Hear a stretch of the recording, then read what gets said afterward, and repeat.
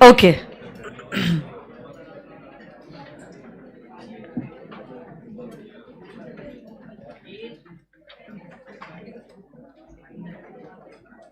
Okay. Good afternoon everyone. क्या बात है, हमने कंपनीज एक्ट की शुरुआत कुछ दिन पहले की थी। बिफोर मूविंग अहेड, जितना भी कुछ हमारा कंपनीज एक्ट का हुआ है पहले रिवाइज करेंगे and then we will move ahead.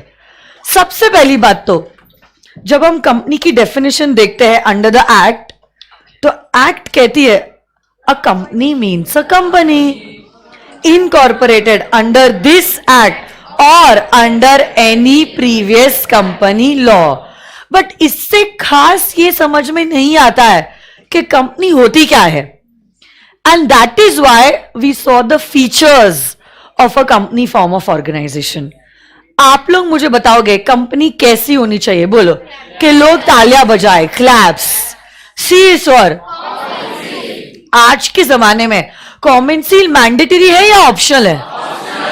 तो अगर आपके पास कॉमन सील है तो फिर तो क्या बात है, ना भी है तो भी क्या चलेगा? एल किस बारे में बात करता है? Limited liability. So the liability of the members is limited. A for artificial person. So company fictitious है या आर्टिफिशियल है? So does it exist in the eyes of law? हाँ या ना? सो भले ही आपको या मुझे कंपनी नहीं दिखती होगी, but in the eyes of law it is existing. सिर्फ ये चीज है कंपनी के लिए कि उसका नेचुरल बर्थ नहीं हुआ है, it is created by man through a process given under the companies act 2013। अरे हाँ है ना? कंपनी का सक्सेशन क्या परपेचुअल होता है? परपेचुअल मतलब कंटिन्यूअस, और सक्सेशन का मतलब तो मेंबर्स आएंगे, मेंबर्स जाएंगे, बट कंपनी जैसी है क्या वैसी की वैसी ही रहेगी? जन्मों जन्मों तक, युगों युगों तक कंपनी का एग्जिस्टेंस चलता ही रहेगा। फिर उसके बाद S is for separate legal. Company अलग, मेंबर्स अलग, कंपनी अलग, डायरेक्टर्स अलग, कंपनी अलग, एम्प्लॉइज अलग। हाँ या ना? और उसी के लिए हमने एक केस लॉ भी देखा था, केस लॉ का नाम Salomon versus Salomon and company limited. क्या बात है। मेंबरशिप के हिसाब से companies are divided into two types. Can you tell me the two types according to membership? Private company and everyone has to revise along with me, okay? इस PPT को देखने से मार्क्स नहीं मिलने वाले, बोलने से आपको मार्क्स मिलने वाले हैं। बताइए मुझे, जो कंपनी प्राइवेट नहीं है that is considered as a, अच्छा ये पीपीटी प्रोजेक्टर भी बंद है एंड अदरवाइज भी माय डियर फ्रेंड्स, ऐसी private company which is a subsidiary of a public company will also be deemed to be a public company. कल ही तो देखा था। तो आज हमारी पूरी डेफिनेशन कंप्लीट हुई है ना? तो public company means a company which is not a private company.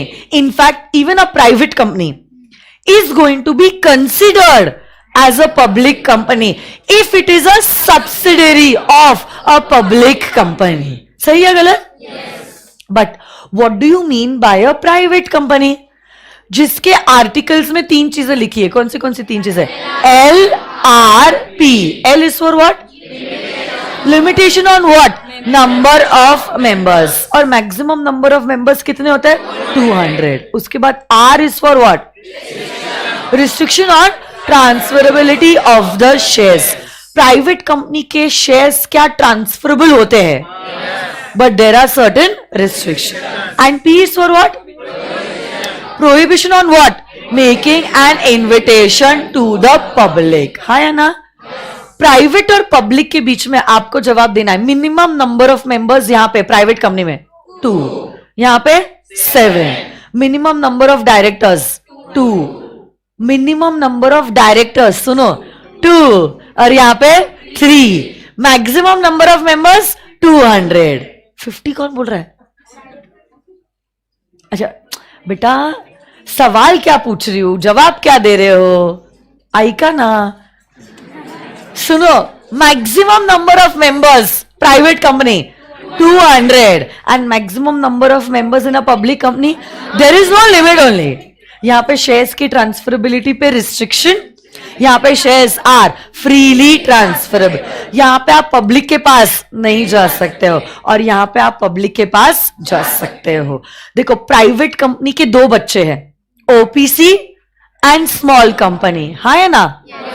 तो ओपीसी के केस में minimum number of members, maximum, minimum number of directors, maximum number of director. क्या नॉमिनेशन करना कंपलसरी है? कितने लोगों के फेवर में नॉमिनेशन करोगे? वन ही, एक की ही फेवर में नॉमिनेशन होने वाला है और ये नॉमिनी सोल मेंबर की जगह ले लेता है in case the sole member dice और बिकेम इनसेन और इंसॉल्वेंट. हाँ या ना? मैं अगर चाहूं क्या नॉमिनी को बदल सकती हूँ? नॉमिनी भी क्या अपना कंसेंट विड्रॉ कर सकता है? हाँ या ना? Along with that also please tell me my dear friends, कोई भी नॉमिनी या सोल मेंबर अगर बनना चाहता है ओपीसी का, तो 4 चीजें जो उसको कंप्लाई करनी पड़ती है. एलिजिबिलिटी क्राइटेरिया बताओ. Natural person, Indian citizen, whether you are a resident और otherwise, and you should be a. क्या ओपीसी सेक्शन 8 कंपनी हो सकता है? क्या OPC non banking financial activities कर सकता है? अरे बोलो ना, पक्का 100%. और एक समय पे आप एक ही ओपीसी के सोल मेंबर और दूसरे ओपीसी के नॉमिनी बन सकते हो. What do you mean by a small company? What do you mean by a small company? बोलो. A small company is a company other than a. मिलके हम लोग आंसर्स लिखने वाले हैं. आप लोग फिल इन द ब्लैंक्स कर रहे हो, जवाब दो. What? Yes. A small company is a company other than a, जिसका paid up share capital does not exceed and turnover does not exceed. Small company जो होती है, small company. अमर गया क्या? अमर वॉइस डिले हो रहा है. अब वॉइस डिले हो रहा है.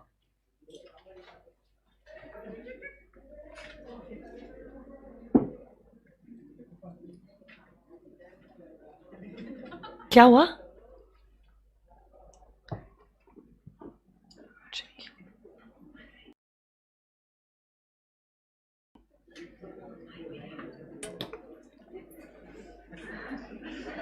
कुछ हॉरर पिक्चर देख के आए हो क्या? उस पे इंस्पिरेशन मिला है क्या? वॉइस डिले हो गया क्या? ठीक.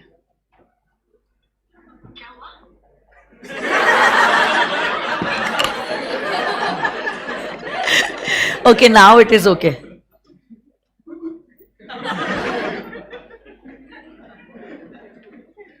वॉइस अलग है और वीडियो अलग है, ऐसा कुछ तो हो रहा है. कुछ बच्चे बोल रहे वीडियो का लैग है, कुछ बच्चे बोल रहे ऑडियो का लैग है. बेसिकली मिसमैच है, बाकी उनको कुछ समझना नहीं है. अभी ठीक है क्या?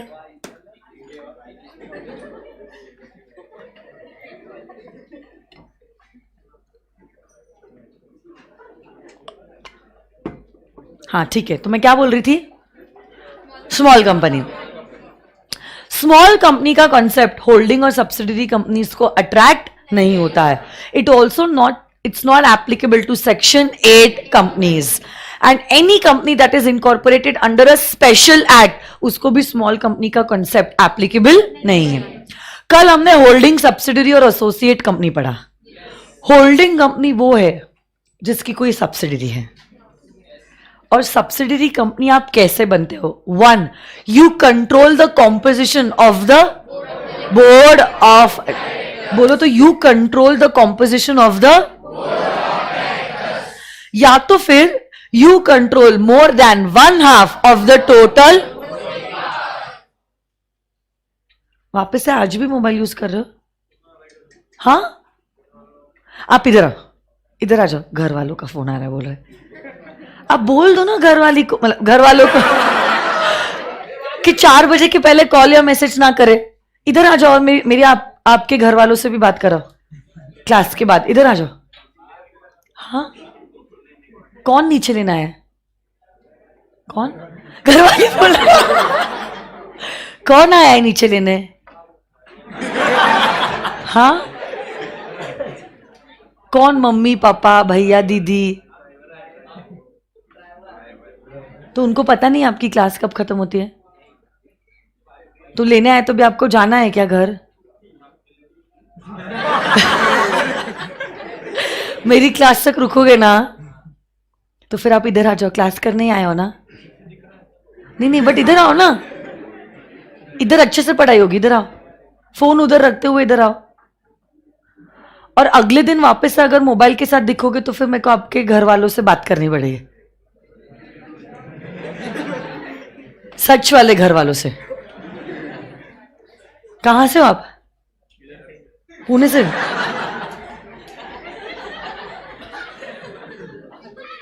चलो ध्यान दो बेटा, कल भी आपका ध्यान नहीं था, आज भी नहीं था, ऐसे थोड़ी ना होता है। अरे बट उसको बोल दो ना, मेरी बात कराओ ड्राइवर से, मैं उसको बोल देती हूँ 4 बजे के पहले डिस्टर्ब नहीं करना है आपको।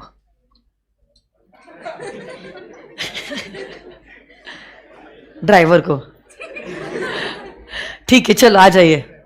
नेक्स्ट टाइम फोन चेक करोगे? हाँ, बाद में क्या कर लो। आपको कुछ प्रॉब्लम है?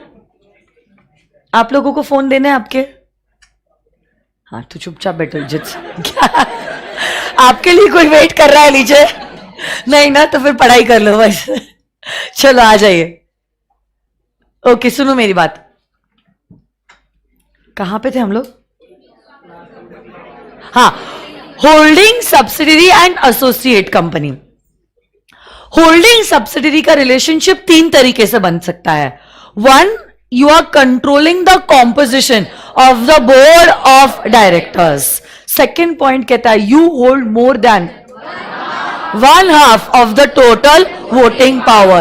And तीसरा point कहता है you all are chain subsidiaries. Yes or no guys? Yes. तो ऐसे केस में होल्डिंग सब्सिडरी का रिलेशनशिप बन सकता है। कितने से ज्यादा लेयर्स अलाउड नहीं है? 2 से ज्यादा लेयर्स अलाउड नहीं है। पक्का? 100%। और एसोसिएट कंपनी में आपका सिग्निफिकेंट इन्फ्लुएंस होता है। क्या होता है? You are not holding and subsidiary but you have a significant influence. You have a but you are not holding and subsidiary companies. और एक आखिरी चीज हमने की है and that is section 8 companies, that is relating to not for profit organisation. ये organisation का objective profit कमाना नहीं होता है, बल्कि होता है promotion of art, science, commerce, literature, education, sports, protection of environment वगैरह वगैरह। क्या ये कंपनी डिविडेंड डिस्ट्रीब्यूट कर सकती है? So these companies are prohibited from distributing dividend. Yes or no guys? Along with that, ये कंपनीज का जितना भी कमाया गया प्रॉफिट है has to be utilised for the furtherance of their objectives. ये जो कंपनीज होती है इनको इनकॉर्पोरेट करने के लिए क्या सेंट्रल गवर्नमेंट के लाइसेंस की जरूरत है? बट जहां सीजी आपको लाइसेंस दे सकता है, क्या सीजी आपका लाइसेंस ले भी सकता है? इसको लीगल वर्ड में क्या कहते हैं? रिवोक कर देना। But before revoking your licence an opportunity of being heard will be given to you. Okay, licence revoke करके आप नॉर्मल कंपनी की तरह फंक्शन करोगे, आपके जो भी प्रिविलेजेस है अब वो लिए जाएंगे। या तो हम वाइंडिंग अप का ऑर्डर भी पास कर सकते हैं। वाइंडिंग अप के वक्त भी आप सरप्लस एसेट्स अपने पास नहीं रख सकते। In fact surplus assets have to be donated to another section 8 company which has been incorporated with a similar objective. या तो फिर हम अमेलगमेशन का भी ऑर्डर पास कर सकते हैं। यस और नो गाइस? ये कंपनी को बहुत सारे प्रिविलेजेस होते हैं, जैसे कि ये कंपनी ने अपने नाम के आगे प्राइवेट लिमिटेड या लिमिटेड ना भी लिखा है तो भी चल। मेंबर्स को जो नोटिस दी जाती है 21 डेज ना देते हुए आप 14 days prior, very good, notice भी क्या दे सकते हो? So these are some of the privileges that are been given to a section 8 company. तो अभी तक पिछले 8 दिनों में हमने ये सब कुछ किया है। I hope you all are with me. समझ में आया है? जवाब भी दे पा रहे हो? Very good, so happy for you. ऐसे ही आगे भी बढ़ते जाना।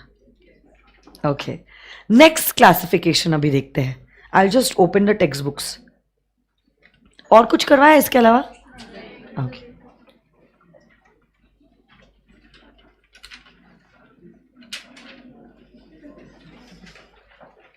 Foundation law.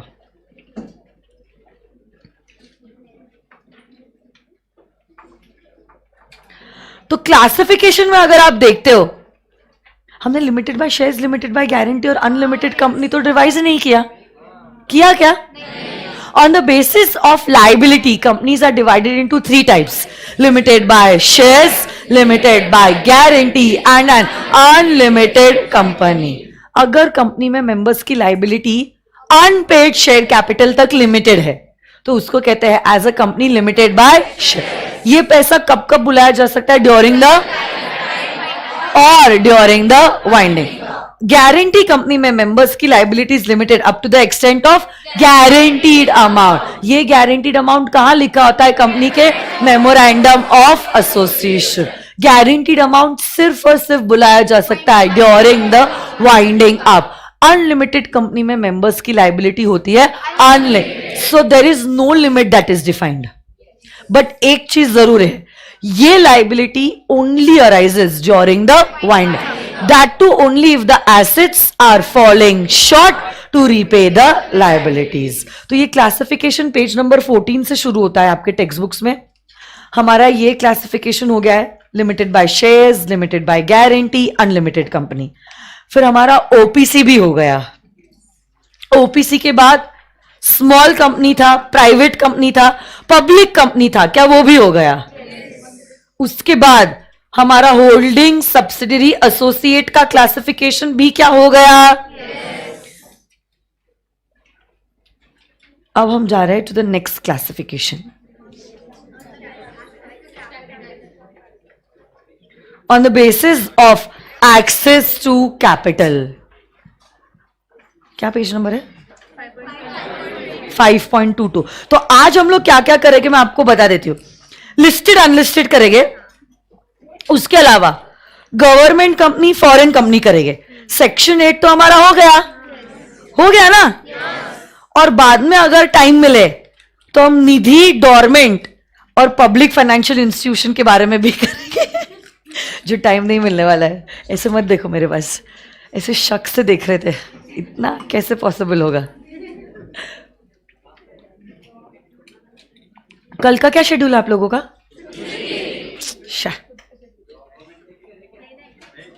नहीं, फिर मैं आप लोगों का लेक्चर ले लूंगी कल.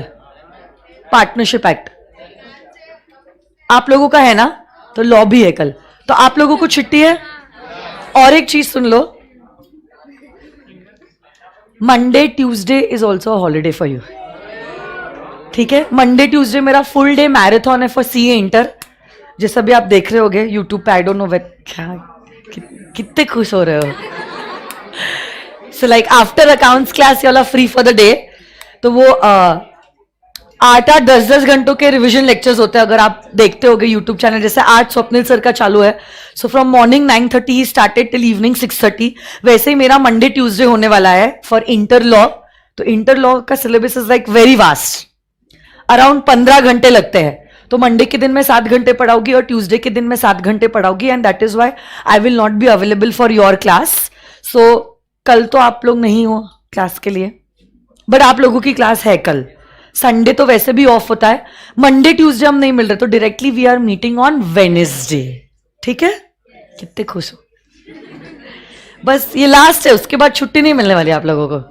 मिलेगी तो भी जो जून अटेम्प्ट के फाउंडेशन के रिवीजन लेक्चर्स अगर मैं लूंगी तो तब आपको छुट्टी मिलेगी 1 आधे 2 दिन. तो वो मैं सैटरडे ही प्लान करूंगी ताकि मंडे टू फ्राइडे आप लोगों की क्लास कंटिन्यूड रहे. ठीक है, चलो कोई बात नहीं. आ जाइए, सुनो ना, आ जाइए. And this definition is important.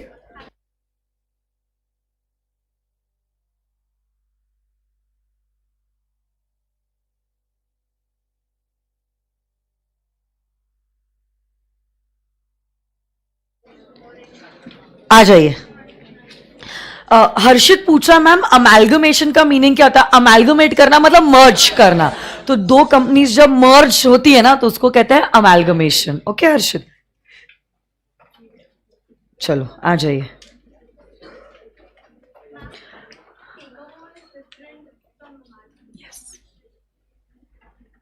सुनो ना मेरी बात, on the basis of access to capital companies are divided into two types, listed and unlisted companies. Unlisted company वो होती है जो listed नहीं होती है। तो what do you mean by listed companies? नहीं, ऐसा नहीं होता है। देखो, आप अगर डेफिनेशन देखोगे, carefully observe the definition and let me tell you, listed company is one of the favourite topics of ICI. ठीक है, तो सुनो ना मेरी बात, एक तो ओपीसी है, फिर एक सेक्शन 8 है, और ये लिस्टेड कंपनी भी पूछती है इंस्टीट्यूट सवाल इसके ऊपर भी। सुनो ना यहां पे हुआ क्या है, डेफिनेशन कहती है a listed company is a company which has any of its securities listed on any of the recognised stock exchange. पहली बात तो any of its securities listed on any of the recognised stock exchange. First question that I want to ask you all is, India में कितने stock exchanges हैं? गलत जवाब, बहुत सारे। बहुत सारे का नंबर तो बताओ। नहीं बेटा, BSC NSC are the two most famous stock exchanges in India. जो बीएससी है बॉम्बे स्टॉक एक्सचेंज, और दूसरा है एनएससी नेशनल स्टॉक एक्सचेंज। ये दोनों बहुत फेमस है, बट अगर हम देखें the list of the recognised stock exchanges in India, okay, there are approximately 7 to 9 recognised stock exchanges in India. ये देखो, बीएससी जो है और ये national stock exchange NSC are the most famous stock exchanges in India. उसके अलावा भी और 5 स्टॉक एक्सचेंजेस इंडिया में है। This is the official website of SEBI. SEBI securities exchange board of India, जो इसी में डील करता है सिक्योरिटीज के लिस्टिंग में, डीमैटेरियलाइज्ड शेयर्स में और उनके ट्रेडिंग में। तो अब सेबी कहता है इंडिया में तो सिर्फ 7 स्टॉक एक्सचेंजेस है जो लिस्टेड है। बट हां, प्रैक्टिकली लेमैन के लिए वो यूजुअली 2 ही स्टॉक एक्सचेंजेस को जानता है, जैसे आप लोग भी गुमराह हो गए, बिकॉज ये दोनों काफी फेमस है, बीएससी एंड एनएससी। बट उसके अलावा भी आप देख रहे हो और 5 स्टॉक एक्सचेंजेस इंडिया में है, जैसे कि द कैलकाटा स्टॉक एक्सचेंज। थोड़े साल पहले तक पुणे का भी अपना स्टॉक एक्सचेंज था, but now it's been under the Bombay stock exchange. तो ऐसे करके इंडिया में 7 स्टॉक एक्सचेंजेस है रिकॉग्नाइज्ड। कितने? 7 stock exchanges are recognised by SEBI. अब आपकी कंपनी की कोई भी सिक्योरिटी, आपकी कंपनी की कोई भी सिक्योरिटी, आपकी कंपनी की कोई भी सिक्योरिटी, आप देखो ना वर्ड्स कितने केयरफुली यूज किए गए हैं लॉ मेकर ने। A company in which any of its securities are recognized on any of the stock exchange is known as a listed company. Shares और securities ये दोनों वर्ड सेम है या अलग अलग है?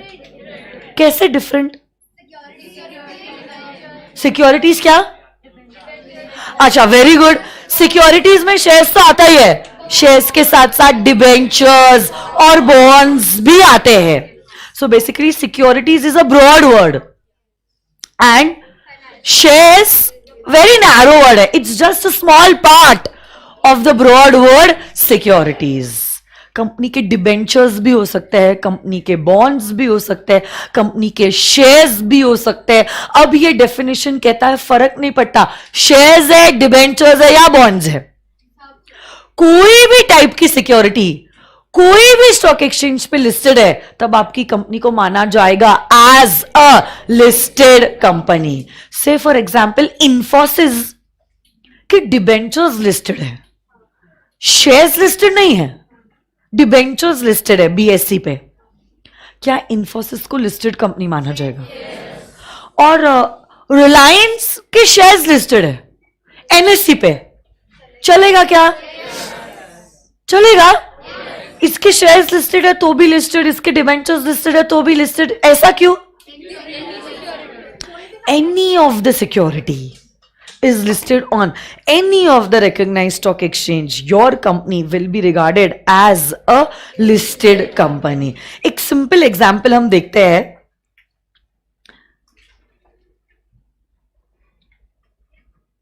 Say for example Tata Motors है, नेट ही नहीं चल रहा है.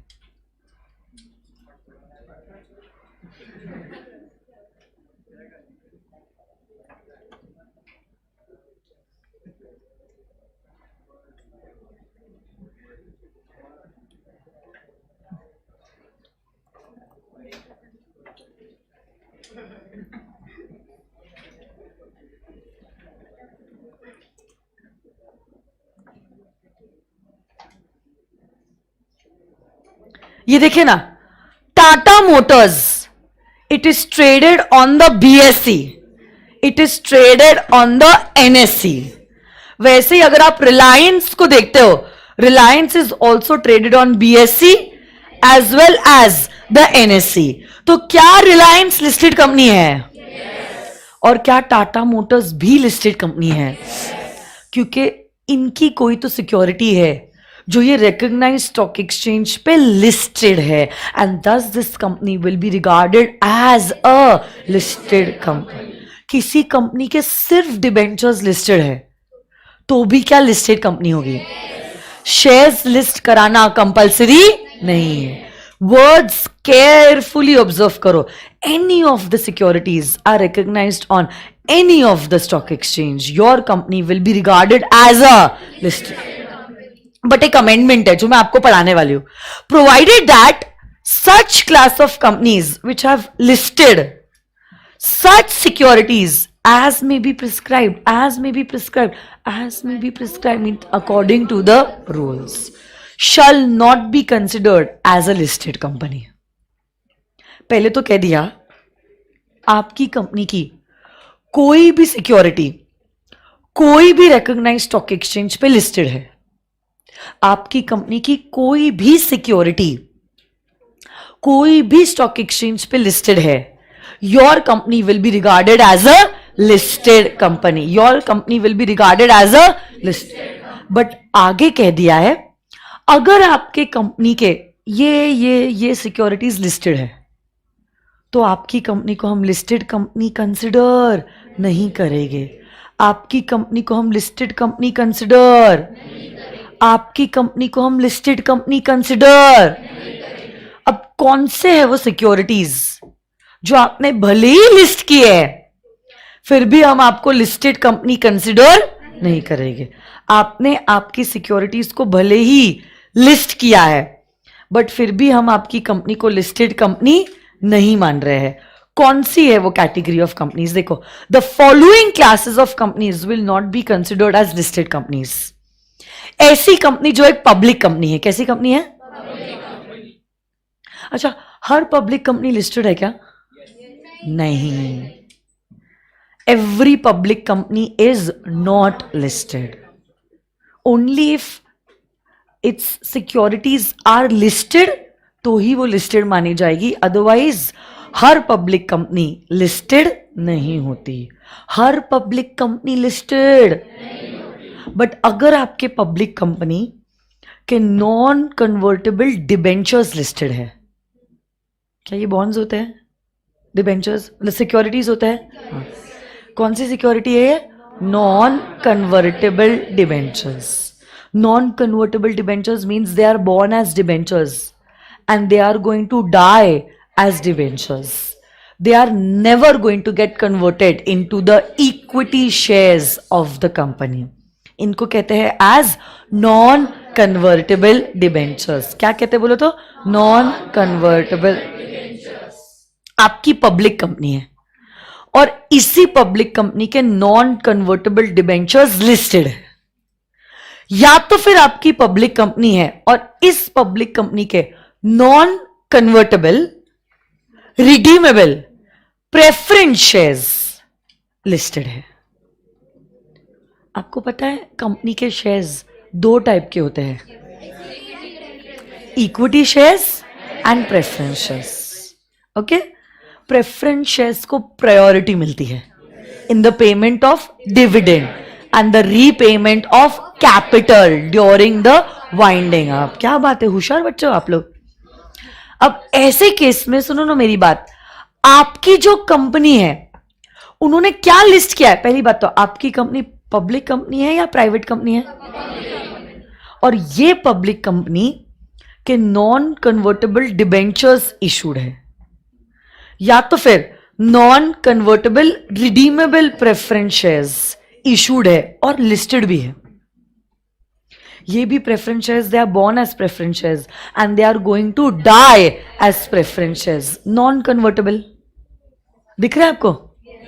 नॉन कन्वर्टेबल, ऊपर भी नॉन कन्वर्टेबल डिबेंचर्स और बाद में भी non convertible preference shares. Preference shares तो कंपल्सरली रिडीमेबल होते हैं, इसलिए वो ना भी लिखा तो भी चलेगा।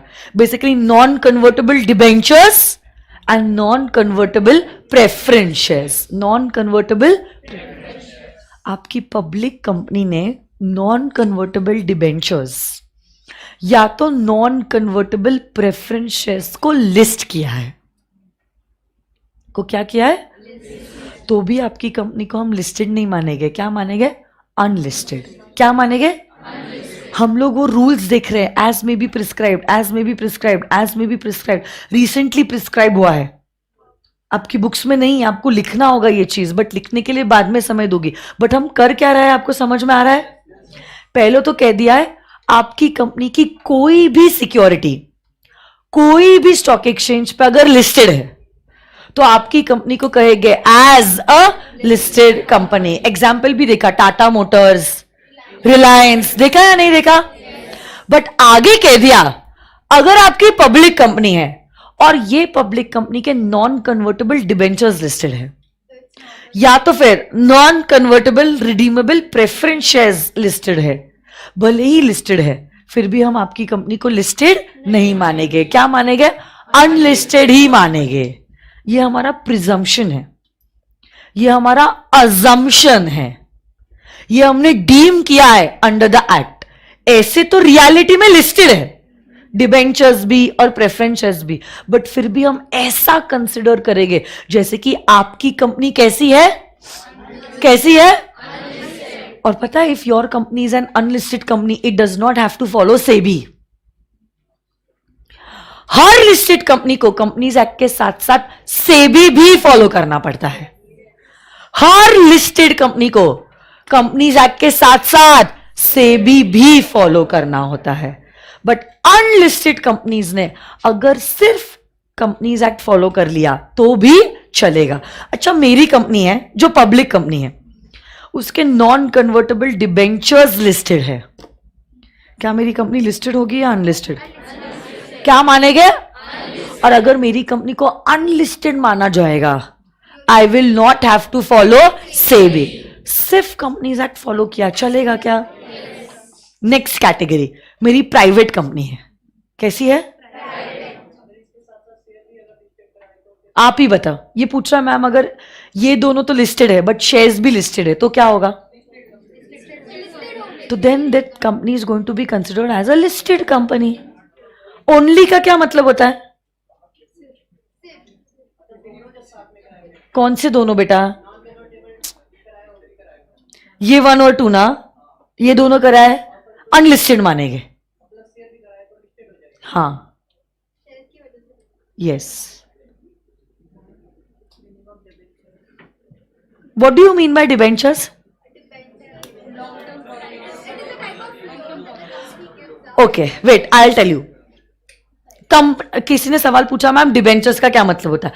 क्या कंपनी को बिजनेस करने के लिए पैसा लगता है? अब या तो पैसा ओन फंड हो सकता है, ओन मतलब खुद का, या तो लोन फंड, लोन फंड मतलब बोरोड। हर बार शेयर्स इशू करना is not the ultimate answer to every question, क्योंकि शेयर्स इशू करने से वोटिंग पावर भी डाइल्यूट होता है और जो शेयर होल्डर होते हैं कंपनी के ओनर बन जाते हैं और बहुत जगह पे ओनर को वोटिंग का पावर मिलता है। बट अब देखो, सपोज इन्फ्लेशन है, पैसा इजीली मिल रहा है, इंटरेस्ट कम देना पड़ रहा है, तो उससे तो बेटर है शेयर्स इशू ना करते हुए हम बोरोइंग्स ले। बराबर। अब बोरोइंग्स के लिए या तो कंपनी बैंक के पास जाए, या तो कंपनी फाइनेंशियल इंस्टीट्यूशन के पास जाए और एक ही बैंक से पैसा उठा ले। बट एक ही बैंक से पैसा नहीं उठाना है, हमको थोड़ा थोड़ा थोड़ा थोड़ा थोड़ा थोड़ा पैसा बहुत लोगों से लेना है, शेयर्स के रूप में नहीं बट बोरोइंग्स के रूप में। मतलब basically we want to borrow money, company wants to borrow money. तब मैं क्या करूंगी, आपसे 1000 रुपए ले लूंगी, इससे 2000, उससे 5000, उसके पास बहुत पैसा है 10,000 रुपए उससे ले लिया। तो ऐसे करके थोड़ा थोड़ा थोड़ा थोड़ा थोड़ा थोड़ा पैसा बहुत सारे लोगों से लिया, not in the form of owners but in the form of creditors. तो ये जो मैंने पैसा आपसे बोरो किया है उसको कहते हैं अ डेट इंस्ट्रूमेंट, जिसको इन शॉर्ट कंपनीज एक्ट में कहा जाता है as a debenture. Okay, so these are debentures. Debenture holders are the creditors of the company. और अगर आपने मुझे पैसा लेंड किया है, आप लेंडर हो, मैं बोरोर हूं, क्या आप मुझसे इंटरेस्ट मांगोगे? तो समय समय पे मुझे आपको इंटरेस्ट देना पड़ता है। That interest amount is fixed. अब या तो मैं कुछ 8 सालों में 10 सालों में आपसे लिया गया पैसा वापस से आपको रीपे कर दूंगी। सपोज मैंने आपसे 8 साल के लिए पैसा लिया है, इन 8 सालों में मैं आपको इंटरेस्ट दूंगी, and after the expiry of the 8th year जो 1000 रुपए आपसे लिए थे वो मैं वापस आपको दे दूंगी। तो या तो मैं आपके डिबेंचर्स को रिडीम कर रही हूं, या तो फिर मैं क्या कर सकती हूं, मैं कह सकती हूं हम आपके डिबेंचर्स को इक्विटी शेयर्स में कन्वर्ट कर लेंगे, तो उसको कहते हैं कन्वर्टेबल डिबेंचर्स। बट यहां पे जो पॉइंट कवर हुआ है that is non convertible debentures.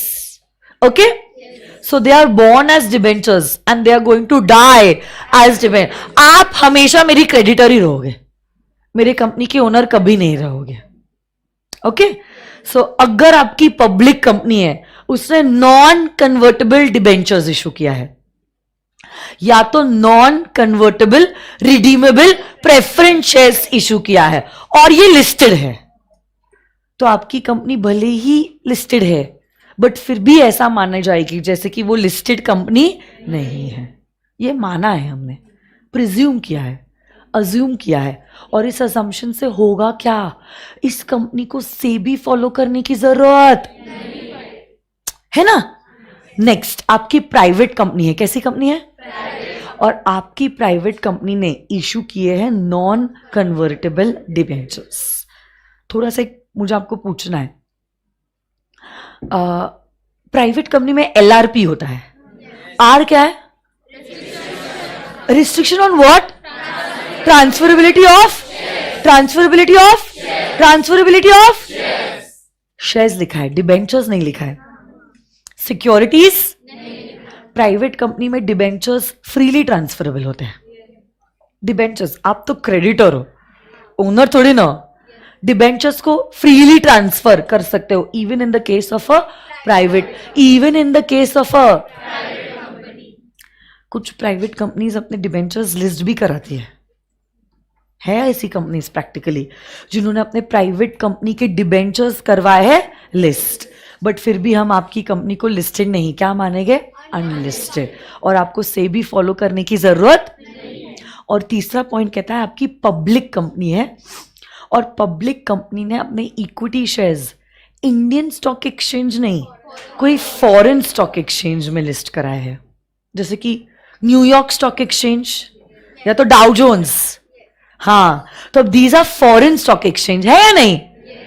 मैंने अपने equity shares Indian stock exchange नहीं, फॉरेन स्टॉक एक्सचेंज पे लिस्ट कराया, तो ऑब्वियसली बात है मेरे को सेबी थोड़ी ना एप्लीकेबल होगा। मेरे को जो कंट्री में मैंने लिस्ट करा है वहां के जो लिस्टिंग के रूल्स है वो एप्लीकेबल हो गए। यहां पे हम सेबी क्यों फॉलो करवाएंगे? इंडियंस तो वैसे भी अफेक्टेड नहीं हो रहे। नहीं आई बात समझ में? मैंने क्या किया है, अपने इक्विटी शेयर्स कहां लिस्ट किए? Foreign stock exchange, Indian stock exchange पे लिस्ट नहीं कर। तब भी आपकी कंपनी भले ही लिस्टेड है, इक्विटी शेयर्स तो लिस्टेड है, बट फिर भी हम उस कंपनी को लिस्टेड नहीं मानेंगे। क्या मानेंगे? Unlisted company. क्या मानेंगे? मैं वापस से कह रही हूं, देखो डेफिनेशन पे आ जाओ। क्या कहती है डेफिनेशन? डेफिनेशन कहती है हर कंपनी को लिस्टेड माना जाएगा if any of its securities are listed on any of the recognised stock exchange. But अगर आपकी कंपनी ने कुछ प्रिस्क्राइब सिक्योरिटीज लिस्ट कराए, अगर आपकी कंपनी ने कुछ प्रिस्क्राइब सिक्योरिटीज लिस्ट करवाए, तो भी आपकी कंपनी को हम लिस्टेड नहीं मानेंगे। क्या है ये प्रिस्क्राइब सिक्योरिटीज? पब्लिक कंपनी ने non convertible debentures, non convertible redeemable preference shares list करा है, आपकी कंपनी को हम लिस्टेड कंपनी नहीं मानेंगे। प्राइवेट कंपनी ने नॉन कन्वर्टेबल डिबेंचर्स लिस्ट कराए हैं, कंपनी को, प्राइवेट कंपनी को लिस्टेड नहीं मानेंगे। क्या मानेंगे? अनलिस्टेड। और अगर आपकी पब्लिक कंपनी है, उसने अपने इक्विटी शेयर्स कोई फॉरेन स्टॉक एक्सचेंज में लिस्ट कराया है, तभी भी आपकी कंपनी को हम लिस्टेड कंपनी नहीं मानेंगे। क्या मानेंगे? Unlisted company. और ये तो बहुत इजी है, जो कंपनी लिस्टेड नहीं है वो कंपनी कैसी है? अनलिस्टेड। यस और नो गाइस? तो अपने नोटबुक्स में आइए प्लीज।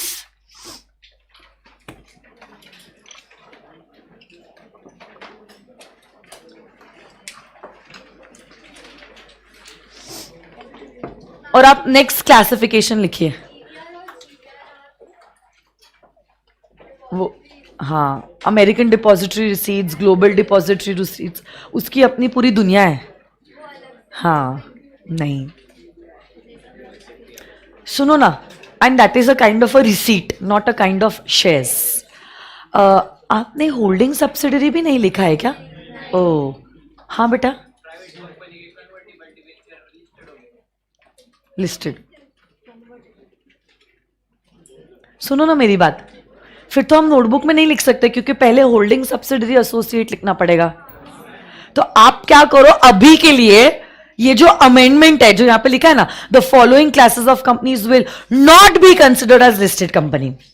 अगर पब्लिक कंपनी है, नॉन कन्वर्टेबल डिबेंचर्स लिस्ट किए है, या non convertible redeemable preference shares list किए है। प्राइवेट कंपनी है, नॉन कन्वर्टेबल डिबेंचर्स लिस्ट किए हैं, या पब्लिक कंपनी है, equity shares foreign stock exchange पे लिस्ट किए, तो आपकी कंपनी को हम लिस्टेड नहीं मानेंगे। क्या करोगे आप? ये चिट्ठी पे लिख दो और टेक्स्ट बुक में चिपका दो। सुपर फास्ट आप, but we need to go with the speed of the class also ना। कहां चिपकाओगे? 5.23 के जस्ट बिगिनिंग में। 5.23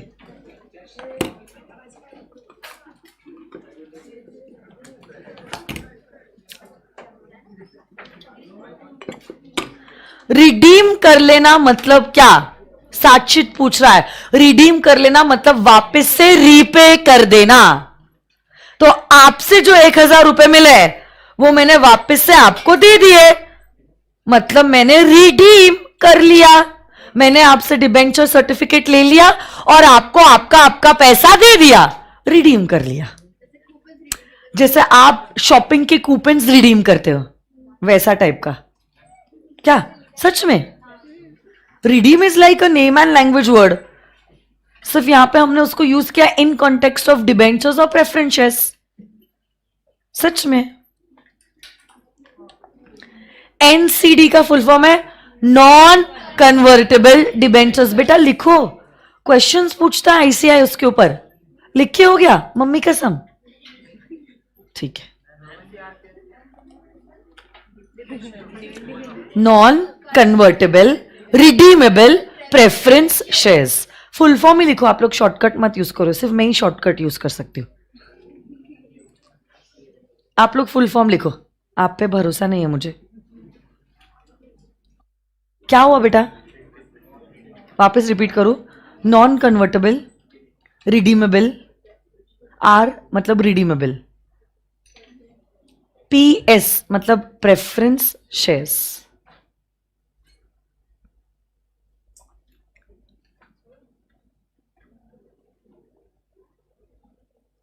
हो गया?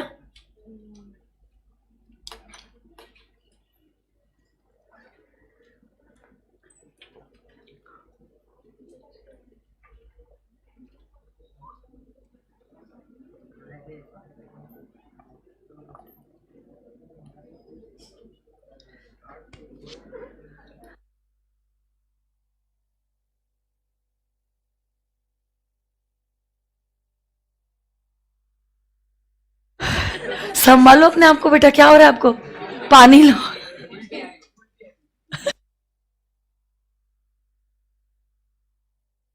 पानी पिलाओ कोई उसको।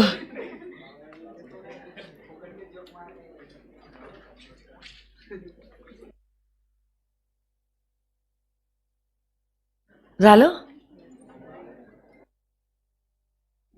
अभी चालू किया ना।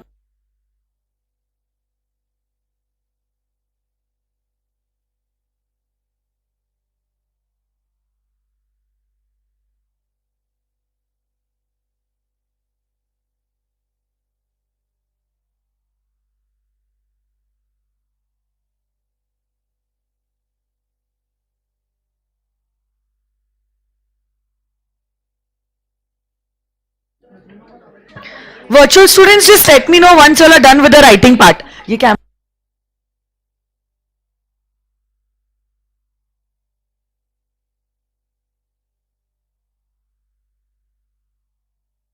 Are you all done with the writing part?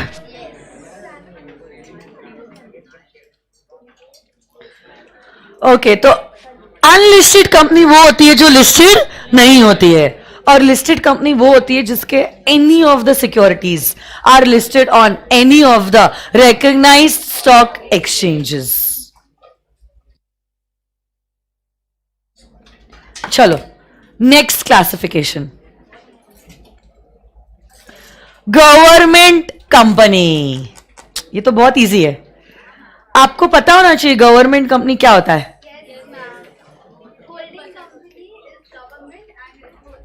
वो तो डीम्ड गवर्नमेंट कंपनी होता है। जनरल रूल बता।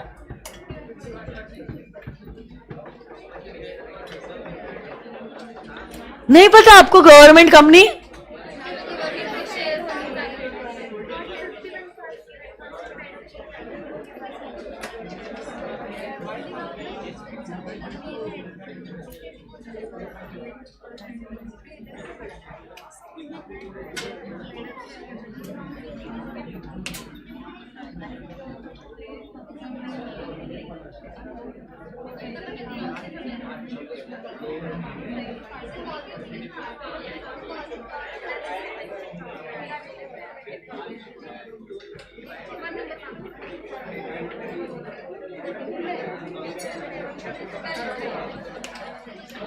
What do you mean by a government company? Come on, tell me, guys.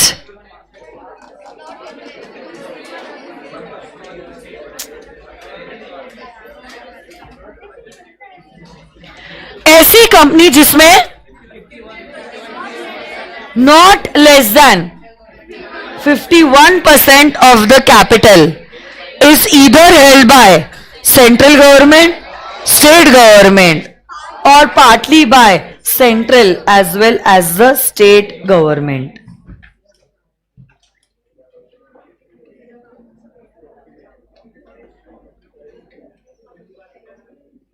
ऐसी कंपनी जिसमें not less than 51% of the capital is either held by central government, state government, or partly by the central as well as the state government. Such a company is known as a government company. ये देखो, एक minute मैं आपको कुछ बताना चाहती हूँ, थोड़ा सा देखो आप। A government company means a company जिसमें not less than 51% of the capital is either held by central government, state government, or partly by central as well as the state government. Central government shares hold करता है in the name of the President of India. Who is the current President of India?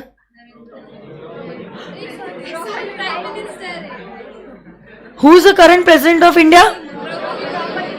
Okay.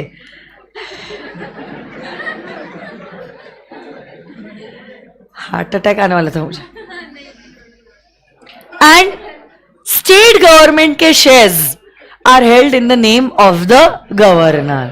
तो अगर आपकी company में not less than 51% of the voting power is either held by central government, state government, और partly central and state government, your company will be regarded as a government company. BSNL के बारे में कभी सुना है आपने? सो BSNL में 56.25% stake is held by the government. So BSNL will be regarded as a government company. Coal India Limited के बारे में सुना है आपने? हाँ, सेल, भेल, ये सब के बारे में सुना है? सुना है क्या?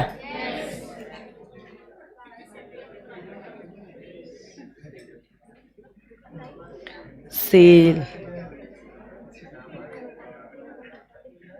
Steel Authority of India is a government company. Coal India Limited, Coal India limited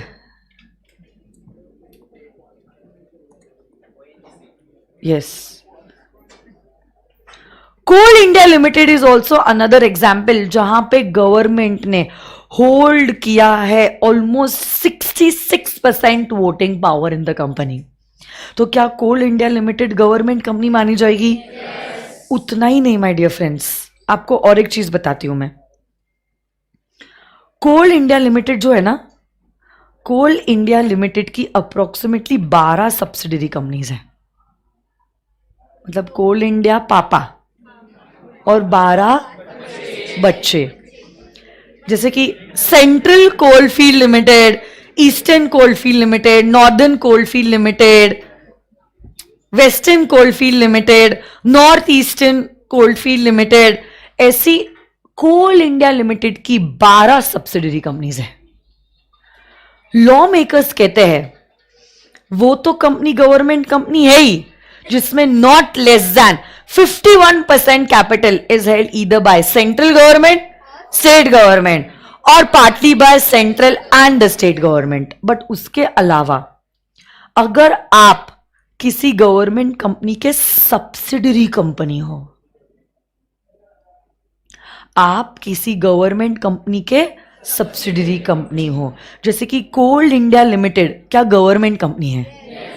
इस कोल इंडिया के क्या 12 बच्चे हैं? Example, Central Coalfield Limited is a subsidiary company of Coal India Limited. तब ये जो गवर्नमेंट कंपनी के बच्चे हैं उनको भी हम गवर्नमेंट कंपनी ही डीम करेंगे, उनको भी हम गवर्नमेंट कंपनी ही डीम करेंगे, उनको भी हम गवर्नमेंट कंपनी ही डीम करेंगे। तो पहली बात तो ओरिजिनली आपकी कंपनी में not less than 51% is held by central government, state government और पार्टली बाय सेंट्रल और स्टेट गवर्नमेंट। या तो अगर आप गवर्नमेंट कंपनी के बच्चे हो तब भी हम आपको गवर्नमेंट कंपनी ही मानेंगे। आई क्या बात समझ में? उसको कहते हैं डीम्ड गवर्नमेंट कंपनी। क्या कहते हैं? हो सकता है सेंट्रल गवर्नमेंट ने या स्टेट गवर्नमेंट ने सेंट्रल कोलफील्ड में कुछ भी शेयर्स नहीं खरीदे, 51% तो छोड़ दो, 1% भी शेयर्स होल्ड नहीं किए, फिर भी क्या सेंट्रल कोलफील्ड को गवर्नमेंट कंपनी माना जाएगा? क्यों? क्योंकि वो किसका बच्चा है?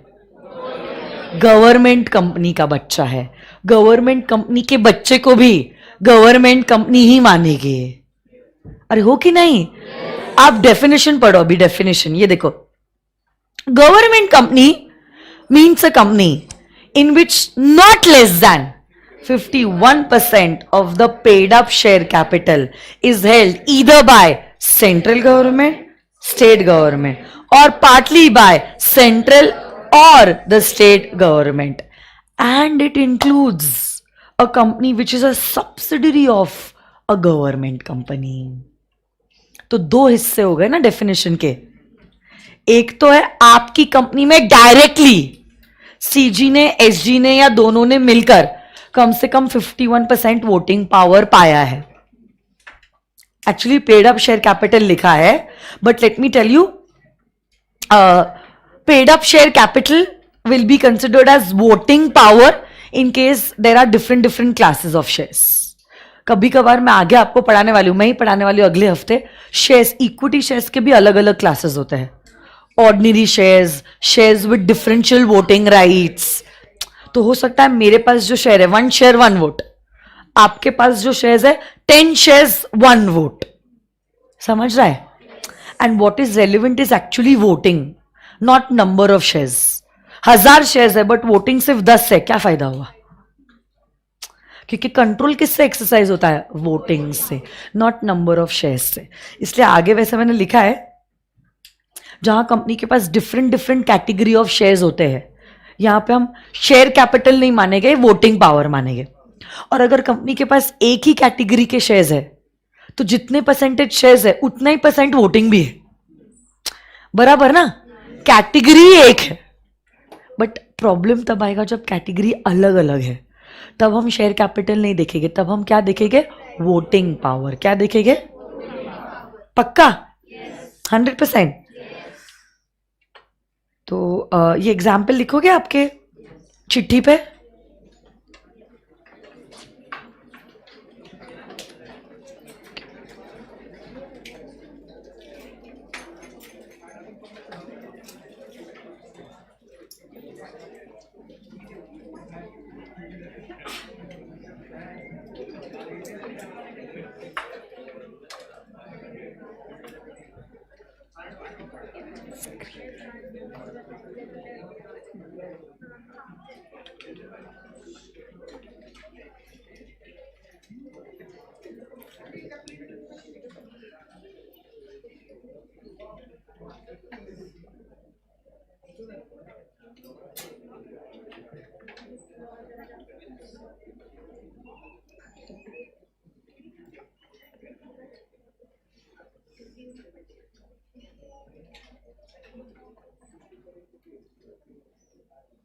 हो गया?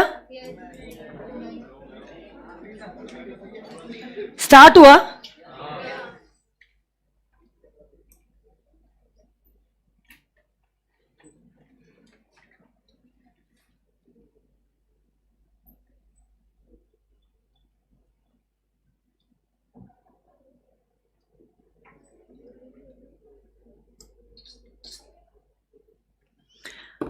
सुनो ना, एक ही मिनट रुक सकते हो? मेरे को आपको कुछ लाइव डेटा बताना है. अच्छा ठीक है, लिख लो. चलो रो मत, लिख लो फिर बताते. रो मत, रो मत. बहुत अच्छी वेबसाइट दे रही हूँ, 2-3 दिन छुट्टी है ना, बहुत गूगल करो. क्या कुछ वाहियात ही बोला होगा, कुछ अच्छा तो बोल ही नहीं सकते हो आप.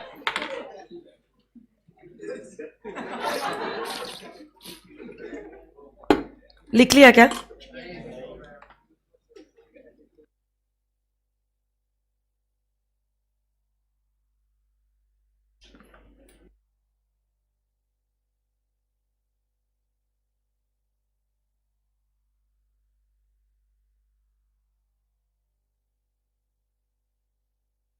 फोटोज मत लो, लिखना है आपको. बताओ.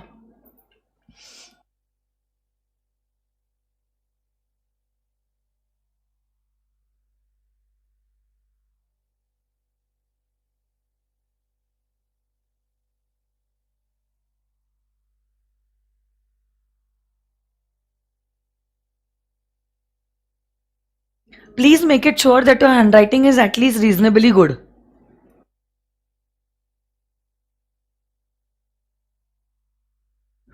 CG मतलब सेंट्रल गवर्नमेंट. सीजी के जो शेयर्स होते हैं,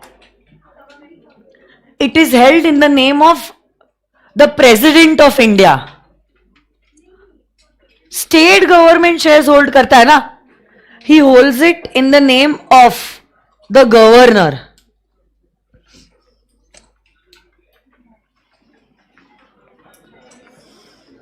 लिखा क्या इतना?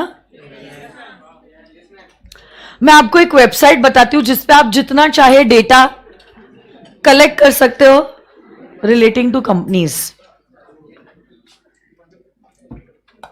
And you all can do it during this break.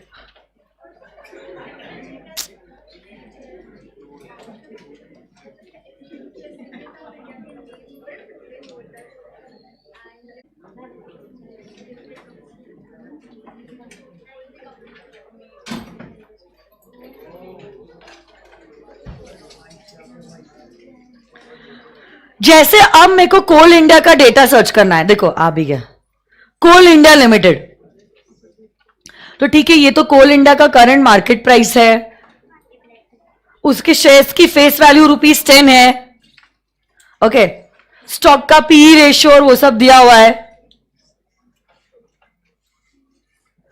Company में इन्वेस्ट करने के pros and cons means advantages and disadvantages, peer comparison, दूसरों के कंपैरिजन में ये कंपनी कैसा परफॉर्मेंस दे रही है, वो पीयर कंपैरिजन है।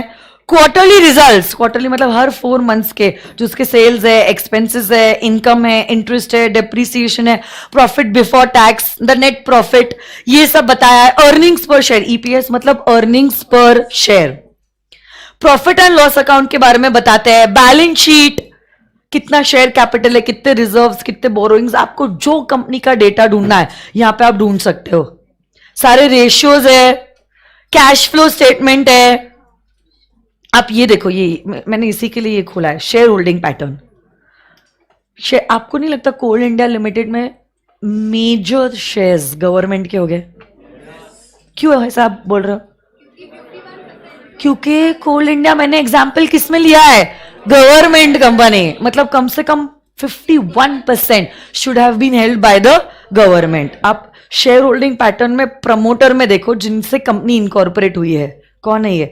President of India. कितना परसेंट होल्ड किया है?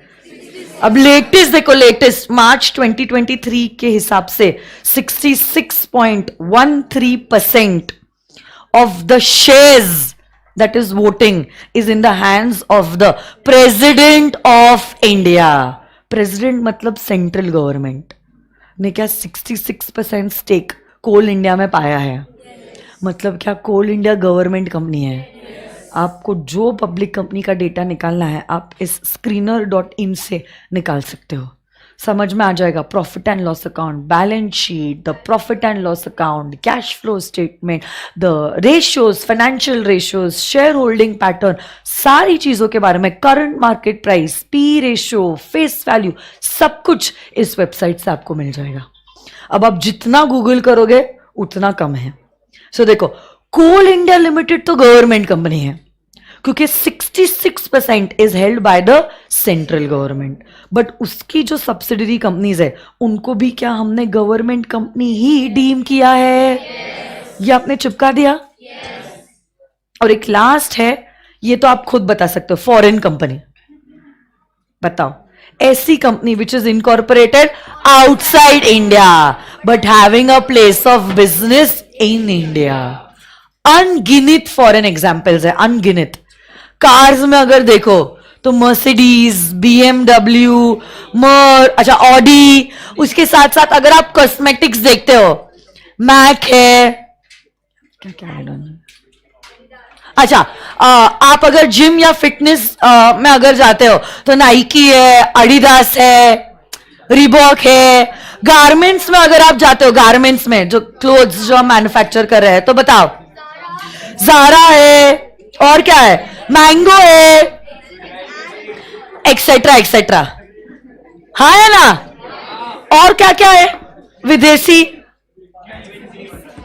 इवन फेरेरो रोशर चॉकलेट्स की चेन अगर आप देखते हो, फिर अगर आप फूड चेन देखते हो तो मैकडॉनल्ड्स है, केएफसी है, पिज्जा हट है, स्टारबक्स है। All these are what?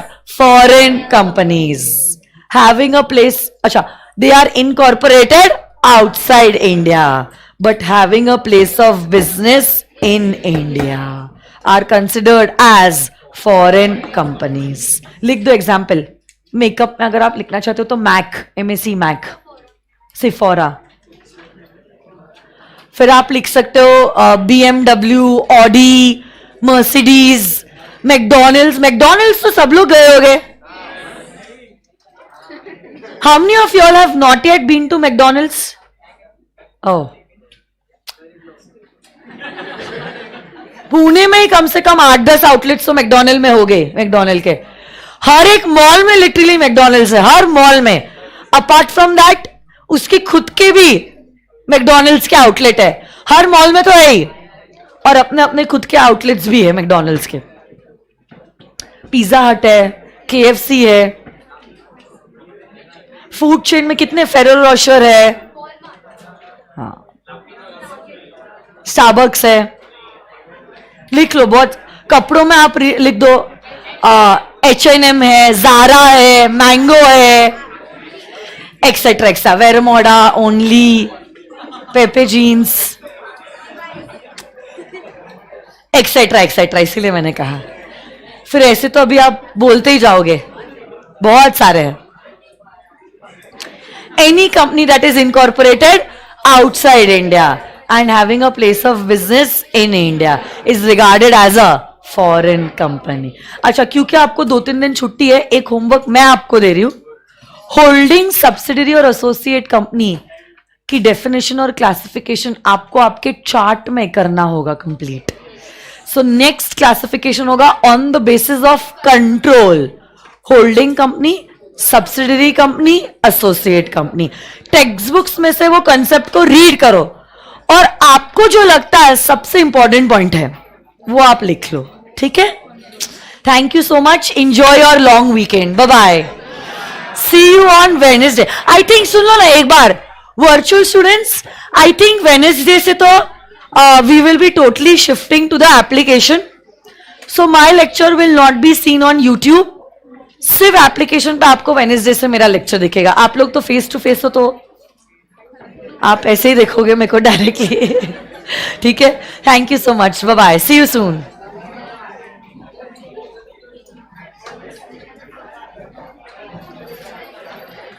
Streaming चालू है क्या अमर?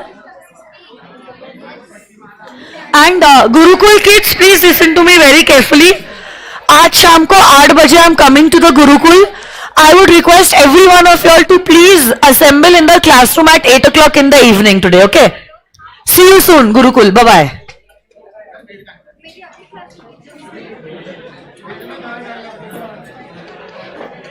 और पुराने बैच के बच्चों प्लीज रुको. आपका रिजल्ट आया है for the test of Indian Contract Act. I will just share it with you.